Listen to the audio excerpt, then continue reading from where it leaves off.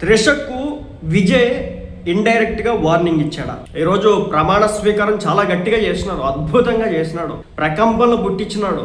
అతను స్పీచ్ ఇస్తా ఉంటే, అతను ప్రమాణ స్వీకారం చేస్తూ ఉంటే చూసినటువంటి మనందరికి కూడా గూస్ బంప్స్ వచ్చినటువంటి పరిస్థితి. మన స్టేట్ కాదు, మన ఓడి కాదు, మన భాష కాదు, మన మన మన ఏమీ కాదు మనకు సంబంధించినటువంటి వ్యక్తి. కేవలం అతన్ని మనం సినిమాల్లో మాత్రమే చూసాం. అలాంటి వ్యక్తి ప్రమాణ స్వీకారం ఆ స్టేజ్ మీద చూస్తూ ఉంటే మామూలుగా లేదు, గూస్ బంప్స్ వచ్చినాయి అనమాట. అయితే అక్కడ ఒక మాట చెప్పినాడు, ఈ పార్టీలో A to Z నేనే, 1 to ఇన్ఫినిటీ నేనే, ఇన్ఫినిటీ నేనే, వేరొకరికి చోటు లేదు.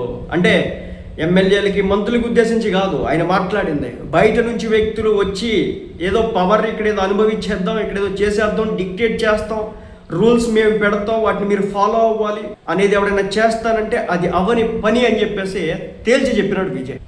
ఎవరికి చెప్పినాడు?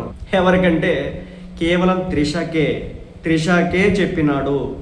ఎందుకంటే ఈ రోజున అక్కడ హైలైట్ అయింది త్రిష మాత్రమే. ఫస్ట్ లేడీగా ఉండాల్సినటువంటి విజయ్ వైఫ్ అక్కడ లేదు. ఆయనకి సంబంధించినటువంటి రక్త సంబంధికులు కొడుకు కూతురు అక్కడ లేరు. కేవలం ఎఫ్ఐఆర్ పెట్టుకున్నటువంటి త్రిష మాత్రమే అక్కడికి వచ్చింది.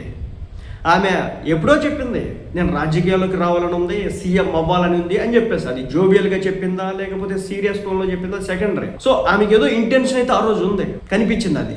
సో ఇప్పుడు తమిళనాడు రాజకీయాల్లో ఈమె వచ్చేసి నెంబర్ 2 నేనే, మీరు ఏదైనా నాకు రిపోర్టింగ్ చేయాలా, నేను చెప్పిందే వేదం అంటే అక్కడ కుదరదు. ప్రతిదీ కూడా ఇక్కడ ట్రాన్స్పరెంట్గానే ఉంటుంది అని చెప్పేసి విజయ్ చెప్పకనే చెప్పాడు. త్రిషకి ఇండైరెక్ట్గా వార్నింగ్ ఇచ్చాడని చెప్పేసి నేనంటున్న మాట కాదు, తమిళ మీడియా అంటున్నటువంటి మాట.